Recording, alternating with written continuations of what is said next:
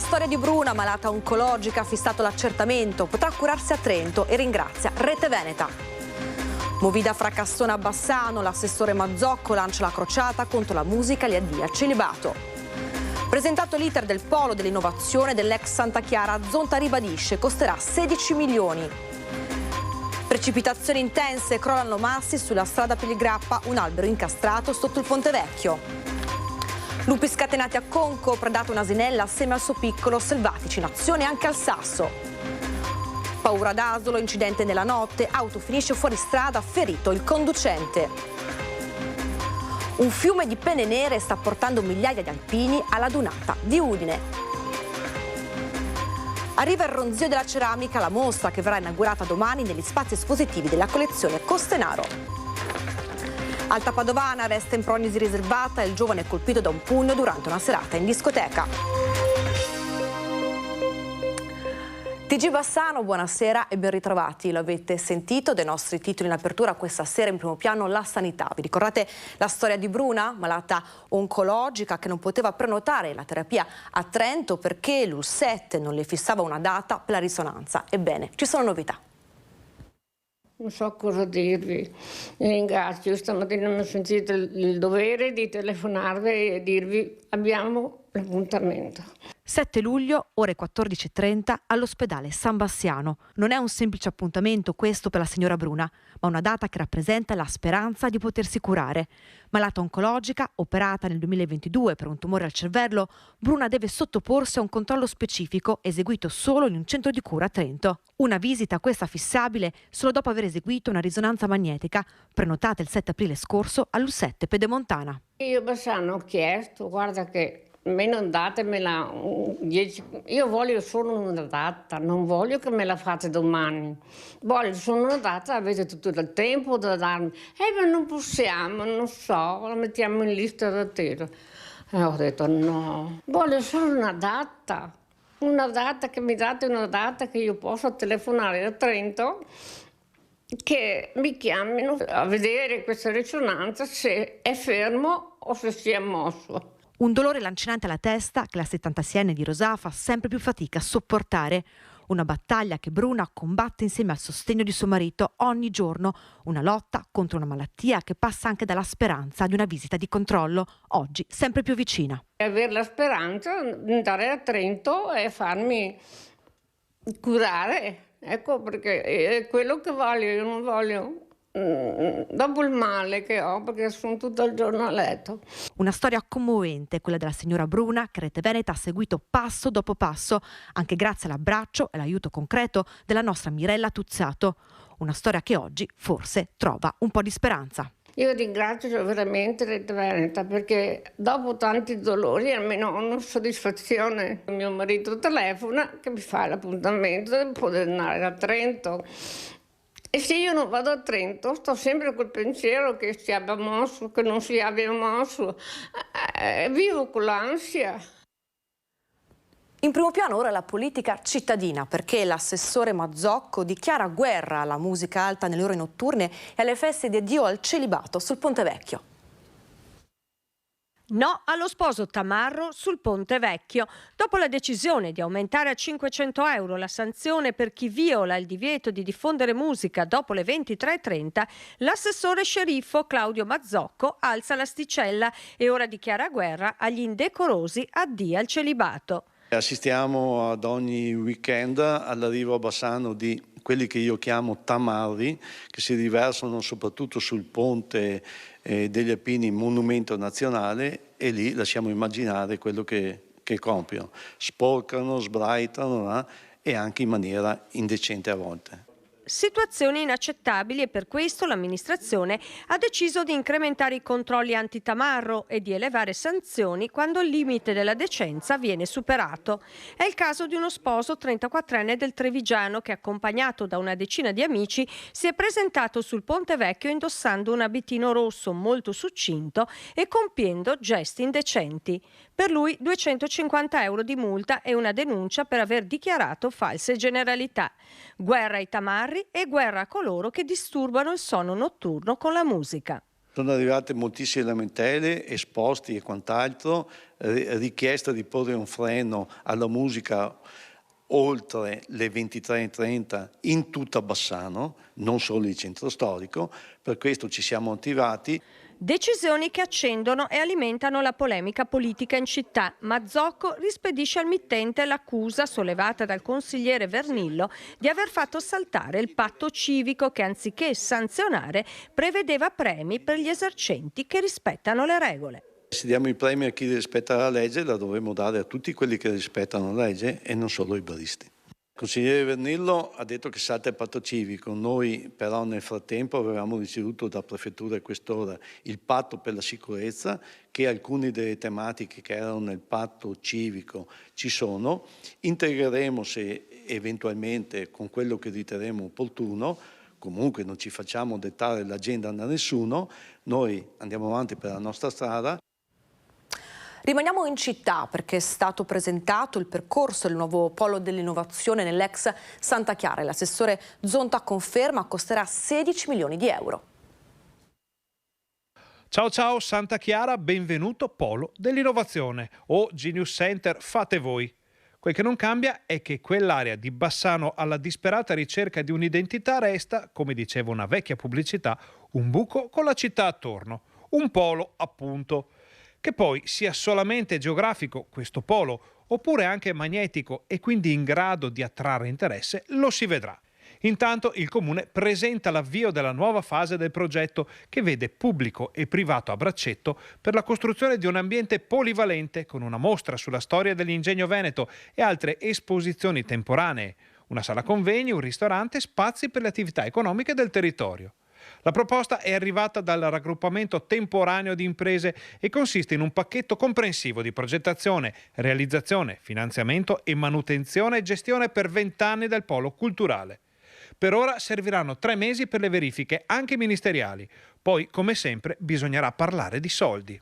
Il costo previsto come costo di intervento sono circa 16 milioni di euro. È un costo che il Comune non deve pagare sin da subito, ma dovrà cominciare a pagare al collaudo dell'opera. Collaudo dell'opera che viene al termine dell'opera perché è eseguita tutta da un gruppo di lavoro privato. Cioè, in termini molto semplici, quando il sindaco taglierà il nastro, da quel momento il Comune comincia a pagare. Come verrà finanziato il progetto in questo sistema di leasing in costruendo? Può mettersi delle finanze proprie, adesso che c'è un progetto ci metteremo anche alla ricerca di finanziamenti esterni a fondo perduto per poter diminuire quei 16 milioni di euro e pertanto per pesare meno su quelle che sono le casse comunali. 16 milioni dice il vice sindaco, 20 dice il vice sindaco precedente, 25 dice qualcun altro, conti alla mano, ma di questo ci sarà il tempo di parlare più avanti.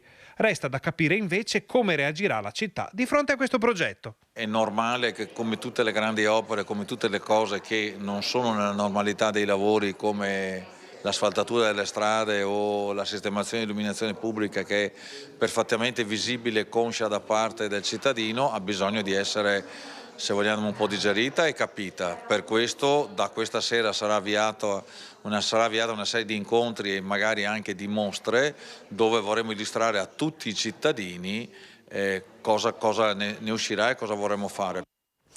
Cambiamo argomento perché è tutto pronto per la 94esima adunata nazionale degli alpini. Ascoltiamo insieme il racconto di chi parte e di chi è già a Udine. Il gruppo alpini di Vallonara della sezione ANA di Marostica oggi parte per Udine. Speriamo di trovare 3 giorni belli, ma piove, ma gli alpini non hanno paura e ci troviamo là e buon divertimento a tutti. Viva gli alpini! Evviva! Udine chiama le nostre penne nere, rispondono sì. La pioggia non ferma gli alpini, pronti con i mezzi carichi e lo spirito che caratterizza le adunate nazionali. Momento di ritrovo, di convivialità, lasciando spazio anche ai ricordi, ma soprattutto alla voglia di stare insieme. Ecco gli alpini di Nove gemellati con Parma, pronti a raggiungere il Friuli. Siamo da qua o? Sì, a metà ciascuno, 3/4 perché lui è il corso domani è proprio lui. Questi sono gli alpini di Bergamo che sfilano ordinati lungo le vie di Marostica prima di rimettersi in strada verso Udine. La Santa Messa e poi lo scatto fotografico in piazza sopra la scacchiera. Le penne nere di Casoni invece hanno già montato l'accampamento a Udine. Gruppo alpini di Casoni presenti a Udine!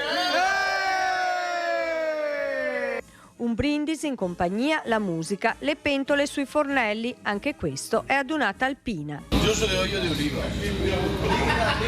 Emozioni uniche che la Dunata Nazionale degli Alpini sa regalare e che culmineranno domenica con lo sfilamento lungo le strade di Udine, città che si prepara ad accogliere in questi giorni 500.000 persone.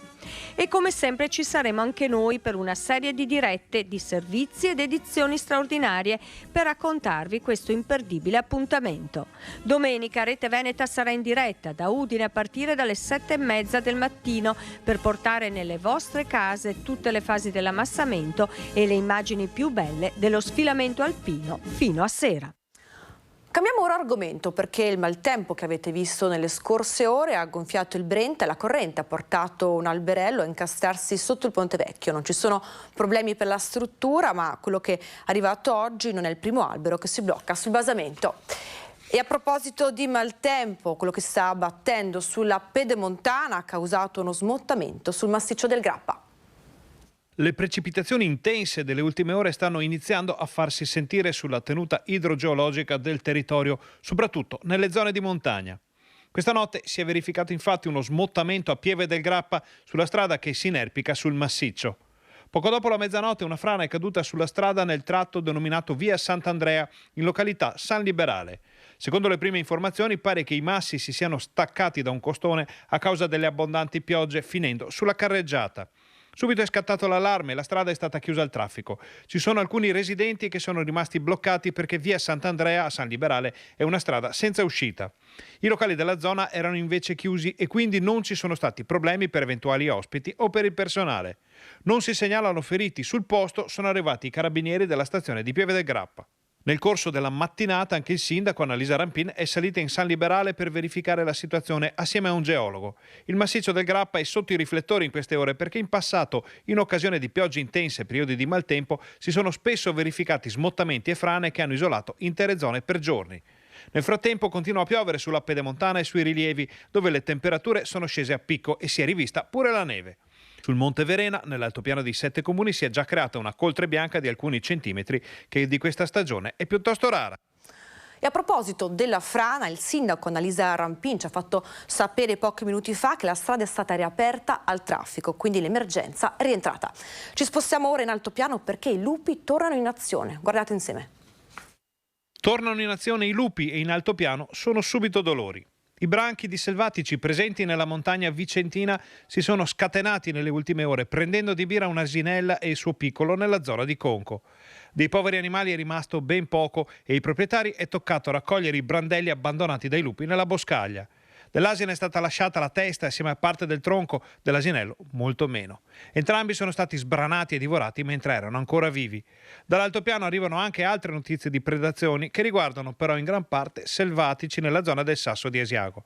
A pochi giorni dall'apertura della stagione dell'alpeggio, che per tradizione va da Sant'Antonio a San Matteo, i gestori delle malghe e gli allevatori del territorio sono molto spaventati da quanto potrebbe accadere durante l'estate. Le richieste di aiuto dal comparto sono rimaste ancora una volta inascoltate e le predazioni non si sono mai fermate, causando una forte presa di posizione di chi vive e lavora in altopiano. Passiamo ora alla cronaca. Ha perso il controllo della sua auto finendo fuori strada. Ha ferito l'automobilista estratto dalla vettura dai vigili del fuoco. L'incidente è avvenuto la notte scorsa in via Frattalunga ad Asolo. Il conducente è stato stabilizzato dal personale sanitario del SUEM e trasferito in ambulanza in ospedale. I pompieri arrivati dal locale di staccamento volontario hanno messo in sicurezza l'auto. La polizia stradale intervenuta sul posto ha eseguito i rilievi del sinistro. Le operazioni di soccorso dei vigili del fuoco sono terminate intorno all'1:30. Ed è stato il concerto in terra tedesca degli studenti dell'orchestra dell'indirizzo musicale della scuola di San Zenone degli Zelini, l'evento clou del gemellaggio con la città di Marzling.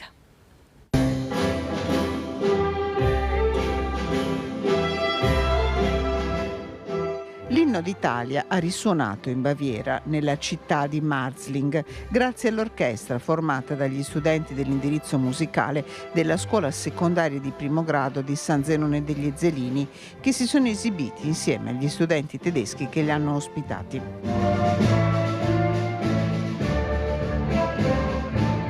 Uno scambio che per 3 giorni ha portato i ragazzi in Germania, a Marzling, comune bavarese gemellato dal 2006 con San Zenone degli Ezzelini, in prima fila ad ascoltare il concerto il sindaco di Marzling, Martin Hörst, e il primo cittadino di San Zenone degli Ezzelini, Fabio Marin.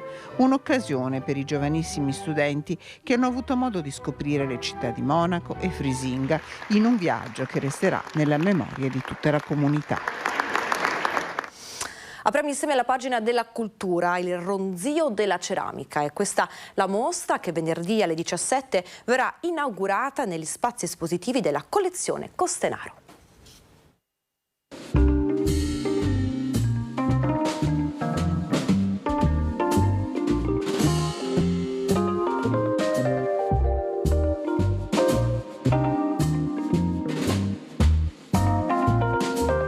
Il ronzio della ceramica è la musica che si sente quando si entra in questo straordinario alveare. Si chiama proprio così, il ronzio della ceramica, la mostra che venerdì alle 17 verrà inaugurata negli spazi espositivi della collezione Costenaro, un viaggio incasellato tra tesori in ceramica e macchine da scrivere che hanno inciso pagine di storia e che adesso promettono ancora di raccontare emozioni. Insieme con il professor Zocchetta abbiamo deciso di sistemare altre collezioni che erano in possesso della Costenaro Assicurazioni. Collezioni di macchine da scrivere che noi usavamo anche a metà degli anni 70 e alcune sono quelle delle sorelle Aloisio che praticamente facevano i corsi di etnografia nel territorio negli anni 60 e 70.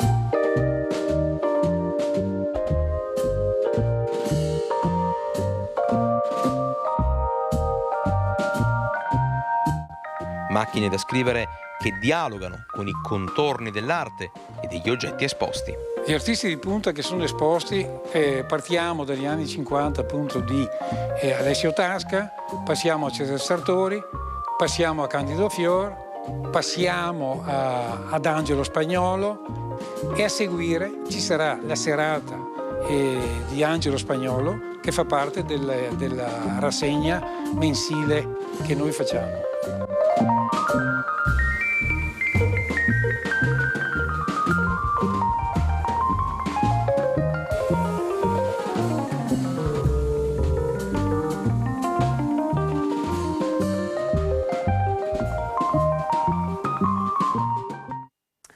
Riapriamo la pagina politica, parliamo ora di elezioni comunali. Damiano Tommasi, sindaco di Verona, interviene a Marostica a sostegno della candidatura di Giorgio Santini.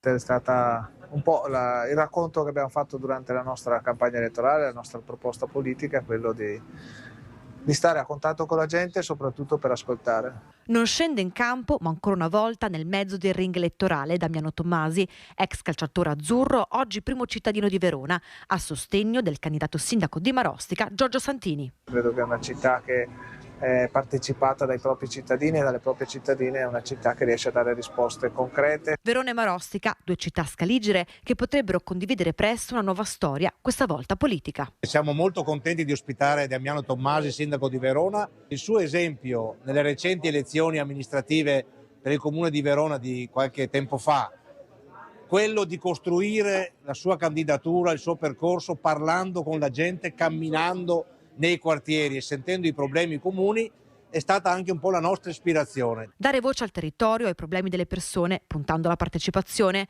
questo è l'obiettivo del candidato sindaco Giorgio Santini. Intanto chiediamo a tutti i cittadini di Marostica di partecipare al voto e poi anche partecipare dopo il voto. Noi ci auguriamo di amministrare questo comune anche dopo il voto per tenere sempre l'amministrazione in rapporto con i problemi delle persone, per essere la marcia in più che li aiuta a risolverli. E ora, come sempre, altre notizie dal territorio.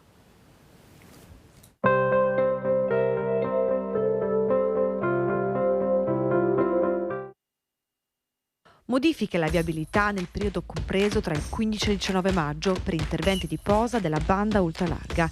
Saranno disposti divieti di transito in via Zaccaria Bricito, in via Menarola e in vicolo Menarola e un restringimento di carreggiata in via Gamba. Si conclude a Romano il progetto di educazione alla sicurezza stradale Viaggio Sicuro, Viaggio Allacciato, che ha coinvolto ben 130 studenti. Sabato alle 10 alla Fornace Panizzon si terrà la cerimonia di chiusura, con la consegna dei diplomi e di una Coppa d'Oro. Il comune di Rossano comunica che il carosello storico dell'Arma dei Carabinieri e il concorso ippico sono stati annullati a causa del maltempo. Siamo ora in Alta Padovana, migliorano le condizioni del sedicenne colpito da un pugno in discoteca. Stava ballando con gli amici durante una serata studentesca quando sarebbe stato colpito da un altro gruppo di giovani entrati nel locale Storia di Santa Giustina in Colle con atteggiamento provocatorio. Sarebbe questa la ricostruzione fornita agli investigatori da uno dei compagni del sedicenne padovano ancora ricoverato nel reparto di neurochirurgia dell'ospedale di Padova in prognosi riservata. Qui l'adolescente era arrivato dopo che i genitori, svegliati nel cuore della notte, lo avevano trovato nel suo letto col volto tumefatto e dolorante domenica all'alba. Il giovanissimo è stato subito operato per ridurre un ematoma extradurale alla testa che metteva a rischio la sua vita. Sono partite anche subito le indagini. Sul tavolo della Procura di Padova, incaricato il PM Marco Brusegan, è aperto un fascicolo a carico di ignoti per lesioni gravi, messe a disposizione dei titolari del locale di via Tremarende tutte le immagini registrate dalle 12 telecamere di videosorveglianza dello Storia. Sarà interrogato dai carabinieri che stanno indagando anche tutto il personale presente alla serata per cercare di ricostruire le varie fasi dell'aggressione e soprattutto i responsabili. Questa era l'ultima notizia, ma prima di salutarci vi ricordo che questa sera in prima serata torna la grande attualità vista dal Veneto, ma soprattutto dai Veneti con Focus. Ospiti del nostro direttore Luigi Bacialli, questa sera Alberto De Franceschi, Carmine Mazzola, Giuseppe Montuori, Mario Pavan, Fabio Pezzato, Rosa Poloni e Marco Zabai. Da Bassano è tutto, vi lasciamo ora le previsioni meteo, grazie per averci seguito e buona serata a tutti.